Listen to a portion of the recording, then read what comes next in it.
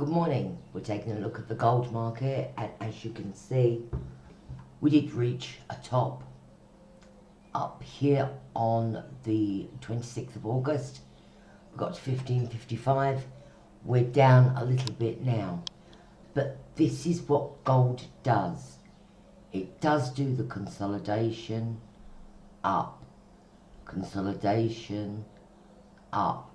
Now I've got to keep my eye on this here, because to make a new 6-year high and to close at the lows of the day isn't really what we would have expected from gold.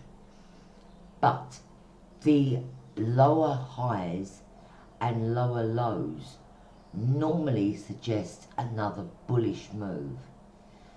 There's nothing I can see at the moment in gold that is showing me a top, but I'll pop over to the weekly and see if I can see something there.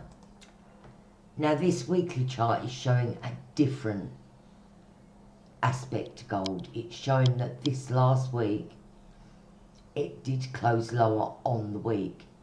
If we look at the RSI and we look at the stochastics, we didn't diverge, but we are looking to turn. So although we have gold, and it is from much lower levels, I think my lowest level on the gold, well I know my lowest level on the gold entry was 1408, and scaled in buying obviously as the market rose. Now, no trader wants to throw away all their profits, especially not on the first week of the last quarter.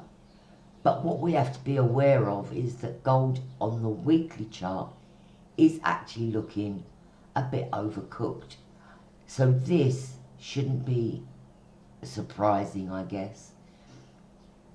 Now, obviously, as we go into the last quarter, first day back for many, many people, well, apart from the US, but gold will trade without the US getting involved. So it's not going to be a problem for us to trade gold. I would think, looking at that weekly chart, that there is room for gold to come back. So what I'm going to do, just as a precaution, I'm going to put a stop on my gold position at 1519. That's what I'm going to do. I'm going to do it just under that 1516, so I'm going to go 1512 is where I'm going to put a stop in gold, which is still a very healthy profit, but you know, let's not be stupid. You're always going to get a chance to go back into gold. What we have to get our heads around, or what you guys have to get your heads around, is gold is in an uptrend and has been for a long time.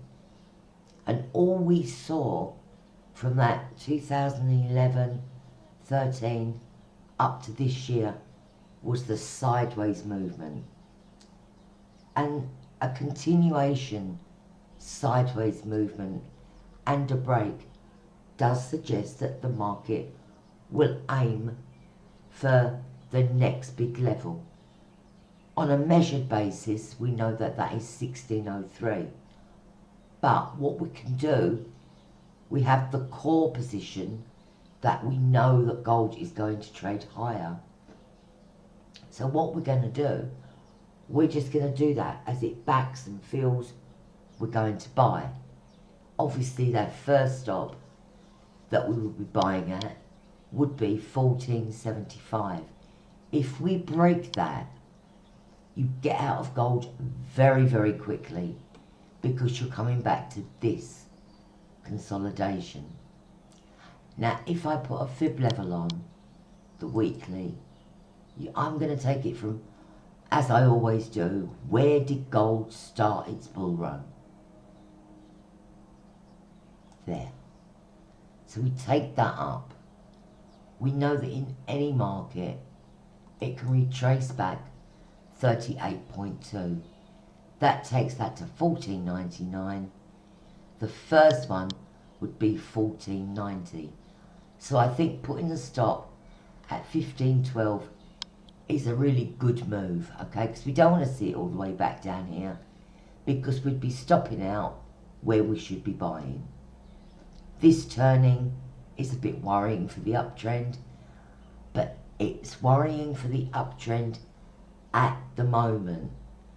If gold does back and fill to 14.90, 14.49, you could just buy it, because by that time these indicators will have flattened out, gone down, eased that overbought situation, and gold will be ready to go off again. Gold is a safe haven currency. Gold is used when there is a problem in the world. Everybody runs to the gold, yen, Swiss. That's just the way it is. So don't be frightened and thinking gold's going to go back to 1200, okay? I think now it's made that break, we're not going to see it back at those lower levels. So I'm on the ball. So as soon as I see that there is an opportunity to go long in gold, you guys will be the first to know. Okay, good luck. I'll catch you later.